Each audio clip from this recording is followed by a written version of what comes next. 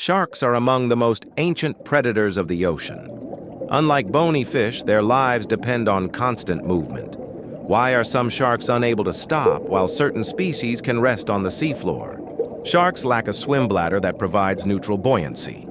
They also lack gill covers, which allow a constant flow of water through the gills and breathing without movement. A shark's skeleton is made of cartilage. It is lighter than bone, but it does not support the body in the water. For most sharks, movement is therefore a biological necessity. A shark's body is adapted for constant movement through water. Its skin is covered with placoid scales. Each scale consists of dentine, pulp, and an outer hard layer. Structurally, placoid scales are nearly identical to shark teeth.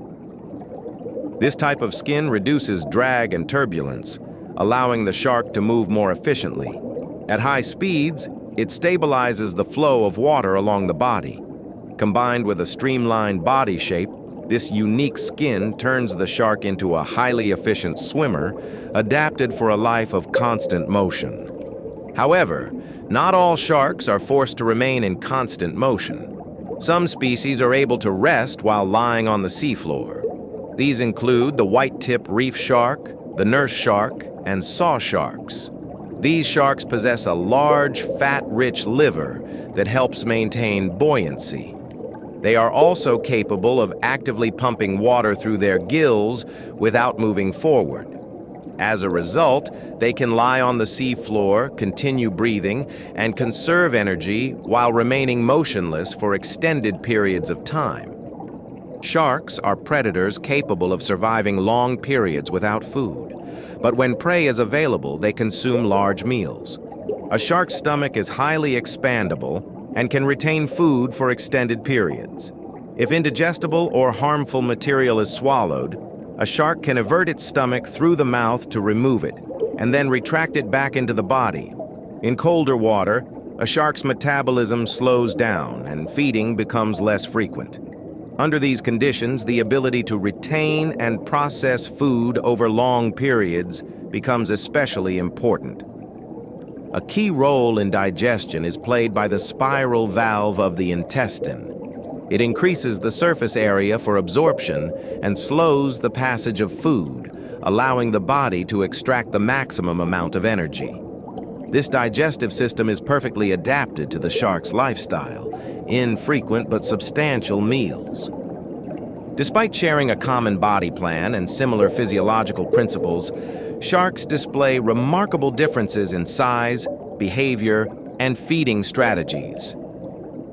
Great white shark is one of the largest active predators in the ocean. It can reach 6 to 6.5 meters in length and weigh over 2 tons. Its large triangular teeth are continuously replaced, and its highly developed sense of smell allows it to detect extremely low concentrations of substances associated with prey. Hammerhead shark is a mobile and opportunistic predator, growing up to 5 to 6 meters in length. The distinctive shape of its head expands its field of vision and enhances sensory efficiency, improving prey detection.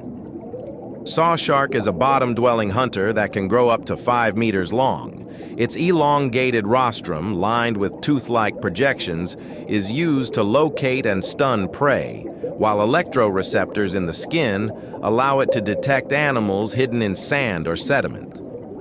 Thresher shark reaches lengths of 5 to 6 meters with nearly half of its body made up of an elongated upper tail lobe. This tail is used to strike and stun schooling fish.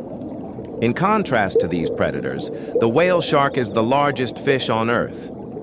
It can exceed 12 meters in length and weigh more than 20 tons. Despite possessing teeth, it feeds primarily on plankton, as well as small fish and crustaceans.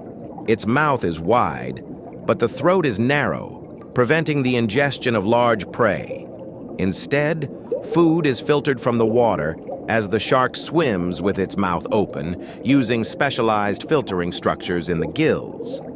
All sharks reproduce through internal fertilization. Depending on the species, further development of the offspring follows 3 different strategies. Egg-laying sharks deposit eggs.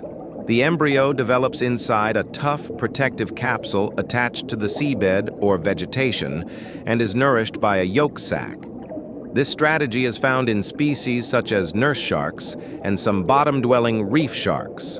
Ovoviviparous sharks retain eggs inside the female's body. The embryos develop using the yolk and hatch shortly before birth. This type of development is characteristic of the thresher shark, the leopard shark, as well as the great white shark, in which intrauterine cannibalism is observed.